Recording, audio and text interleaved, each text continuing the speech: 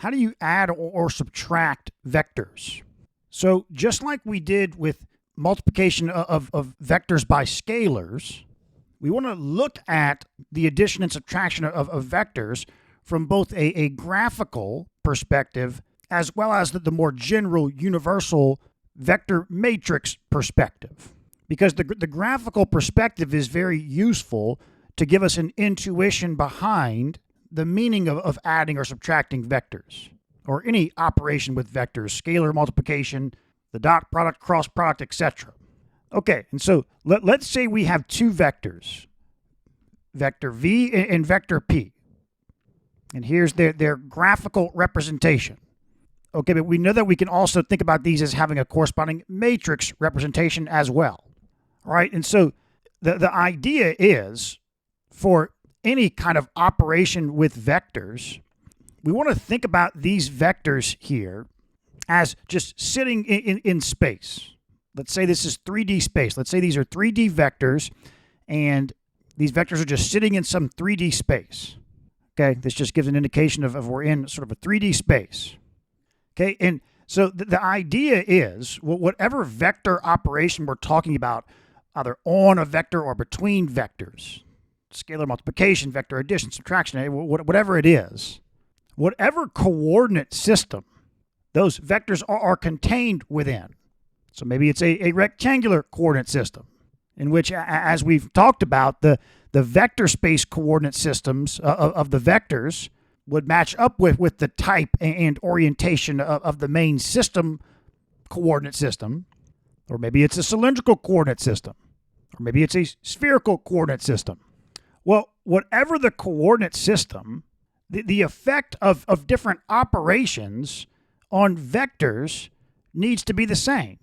Because we think about a vector as like an object in space, in the sense that, you know, something like a pipe or a building in a city. If you put a coordinate system over a pipe or over a city, but you change the coordinate system, well, the building doesn't change shape or location. The pipe doesn't change shape or location. And it's the same idea with vectors.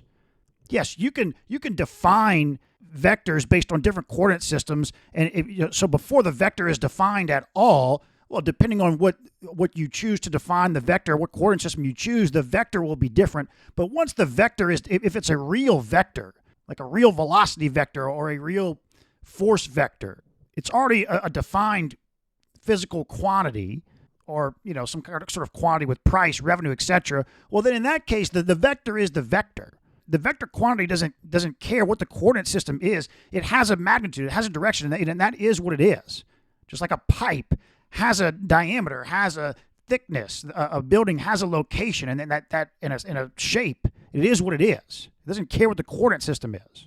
Okay, and so with that in mind, let's use these two graphical vector arrows here with vector v and vector p to understand vector addition and subtraction from a graphical perspective.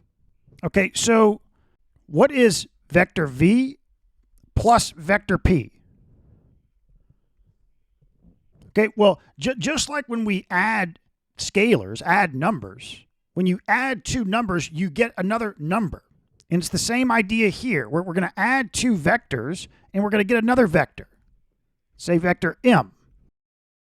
Okay, and vector m is going to be not just another vector, but it's going to be a three-dimensional vector.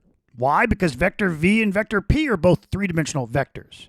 And that's actually a rule for adding vectors. You can't add vectors that have different dimensions. We can't add a two-dimensional vector to a three-dimensional vector. Now, but no, when I say a two-dimensional vector, I'm not referring to a three-dimensional vector that has one of its components equal to 0. So, you know, maybe vector L is equal to 2, 0, minus 1. Okay, well, so this doesn't have a component in the y direction, but this is still a three-dimensional vector. Okay, we could add vector L to vector v or vector p, but we couldn't add, if vector L was a two-dimensional vector, we cannot add this to vector v or vector p. That's invalid. Okay, so how do we add vectors v and p graphically? Well, there's two approaches you can use for graphical addition or subtraction of vectors. The first approach is called the parallelogram approach or method. With this method, what you do is you bring the tails of the two vectors together. Okay, now you might say, well, wait a minute. Do we bring the tail of p to the tail of v or the tail of v to the tail of p? Or are we not allowed to add the vectors unless their tails intersect? Well, remember, asking questions like that is kind of silly. Vectors don't have tails. I mean, these graphical representations do, but actual vectors don't have tails or heads. Just like we can absolutely make these graphical representations for scalars. These dots here don't have a direction, but you could tie the diameter of this dot to like a weight, right? The size of the dot in terms of its diameter is a certain weight. The size of this dot is a certain temperature. Okay, and then we could think about a graphical interpretation for adding two scalars, adding a weight and a temperature. Okay, well, you bring the two dots together, and then you kind of superimpose the two diameters, and you get this new diameter and this new net diameter, and that's the addition. Okay, well, with that then, well, which dot do you put on top of the other? Do you bring the temperature dot to the weight dot or the weight dot to the temperature dot? Well, that's a silly question. I mean, it doesn't, there's no temperature dot. A dot is not a scalar. How do you add scalars? Well, that's what we learned in elementary school. 22 plus 50. That's how you add scalars. So if this diameter of the first dot corresponded to 22 and the second dot corresponded to 50, well, then when you kind of superimpose them together, the new diameter is going to be 72. Oh, well, but you're only allowed to add them whenever the circles intersect. What circles intersect? There's no circles. I mean, it just depends on the physics of the problem. If you got two people standing on the same scale, then you add the weights to get the new weight. Okay, but like, I guess a temperature and a weight, do you ever add a temperature and a weight? Not really, maybe. It depends on the physics of the problem. It has nothing to do with the algebra of adding numbers. Okay, it's the exact same idea here. Because vectors are quantities, just like scalars are quantities. They just also have a direction in addition to a magnitude. Right now, we're just learning how vectors add in the same way we learned how scalars add in elementary school. But when you're allowed to add them, the different circumstances, that's a physics question. That's an engineering question, not a math question. Okay, so again, the first method is you bring the tails together like this. Okay, then next you create a parallelogram that has these two vectors as sides. So we start the tip here and then draw a line that's parallel to V. And then start the tip here and draw a line that's parallel to P. Like that. Okay, now the diagonal of this parallelogram going from where the tails are connected to the other end of the parallelogram, if you make a vector like this from the diagonal, that is the vector M. That's it. You see, it's this vector that has its own unique magnitude and direction. That's different from V and P, but it's the sum of V and P. Okay. Now the second method is called the tip to tail method. What you do in this case is instead of joining the two tails of the vectors, you put the tail of one vector at the head of the other vector, like shown here. So we would take V and put its tail at the head of P, let's say. Now you can see I didn't draw the parallelogram correctly. This dotted line should have been parallel to V, but when you have them tip to tail, then what you do is you connect the tail of the first vector to the head of the second vector, and that's the sum. You can see how there's M, right? But we could have done the same thing with P. We could have brought P, the tail of P to the head of V, and then connect the tail of V to the head of P, and there's M. So that's the tip to tail method, right? So again, you bring the tail of one vector to the head of the other vector, then just connect the tail of the first vector to the head of the second vector, and that vector is the sum. Okay, now when it comes to subtracting vectors, the mechanics are the exact same as vector addition. Because all we're going to do is, if we want to find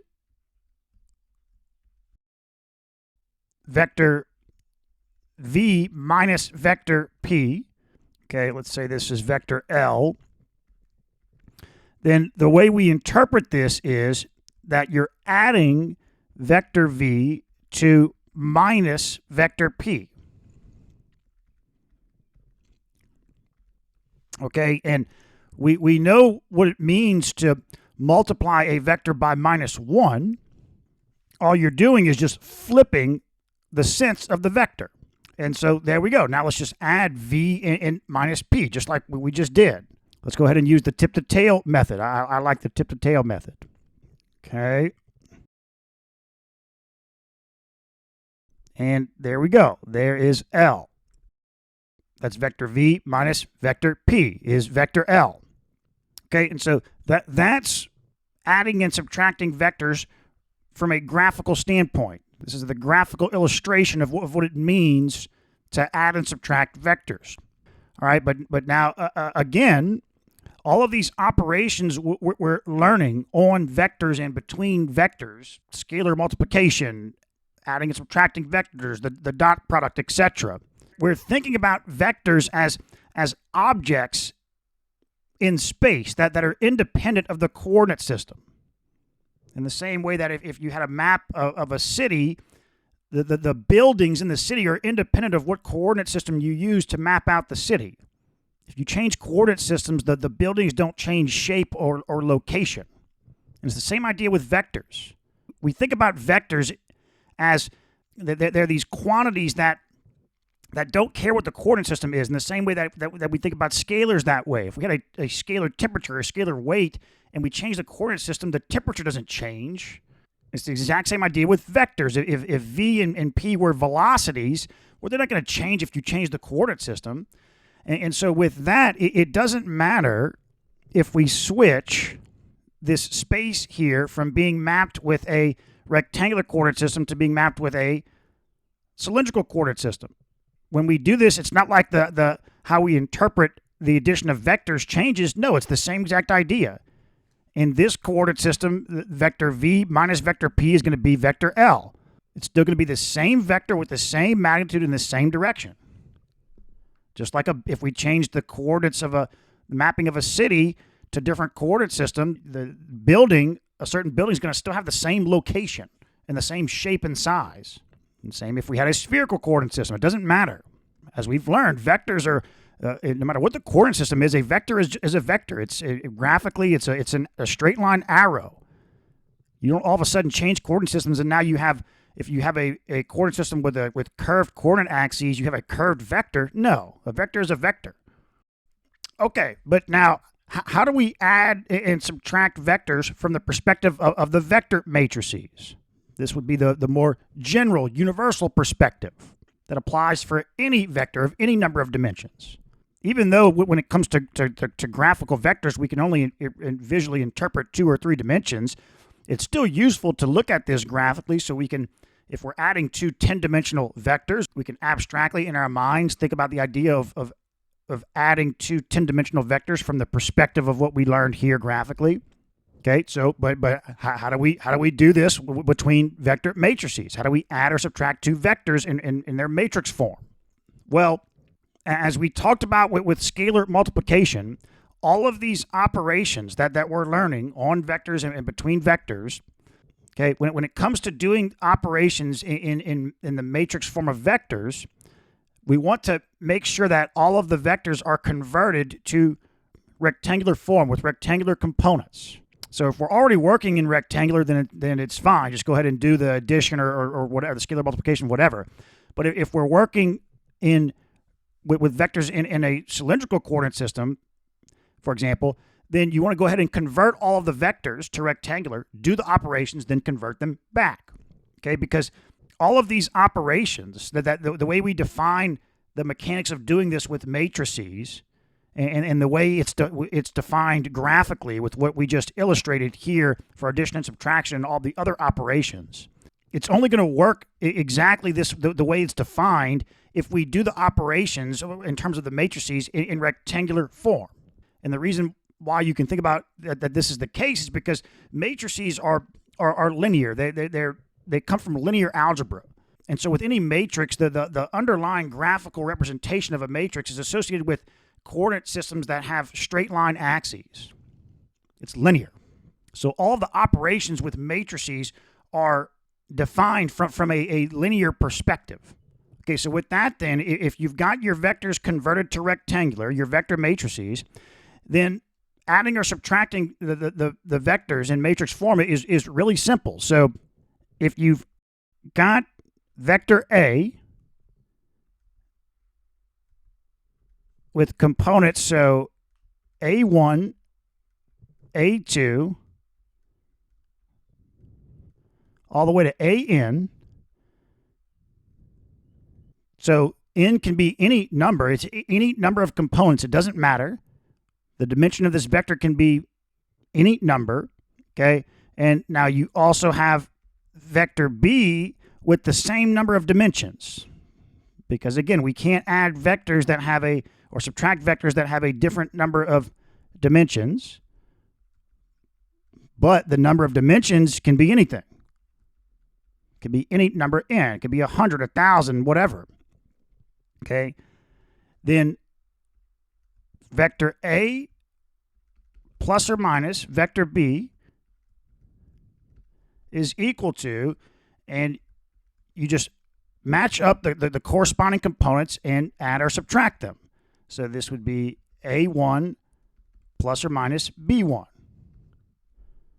Then A2 plus or minus B2. All the way down to AN plus or minus B sub n. And that's it. You get some n by 1 vector matrix. Okay, and so we can interpret why adding and subtracting vectors works this way from the matrix perspective if we look at, so as we've talked about, any of these vector operations, we're thinking about the vector space coordinate systems of the vectors interacting. So, okay, but we're gonna think about though that you can have vector spaces with any kind of coordinate system, but we first convert the vectors to rectangular and then do the operation, and then we'll convert them back. So they've been converted to rectangular. We've got these rectangular vector spaces. Okay, so if we add vector V and vector P to get vector M, okay, well then what you can think about as happening is that, so the X component, the X would be this direction, here's Y, here's Z. The X component is just the X component of V plus the X component of P. And same idea with the Y and the Z components. So it looks like V is coming out of the page and P is coming out of the page. So you have two positive X components. So you can have a more positive MX component. Okay, now in terms of the Y component, V has a largely negative Y component. P has more of a positive Y component. So they kind of cancel each other out when you add them. So you can see M doesn't have much of a Y component. It's almost parallel to X. And then we can see that V has a positive Z component. P has a negative Z component, about the same amount. So when you add them, they kind of cancel each other out. So it's almost M has no Z component. It's almost just purely parallel to the X axis. But what you can think about though is that just purely adding the components this way only works with rectangular coordinate system vector spaces. It's not going to really work this way if you like adding the thetas in cylindrical, for example.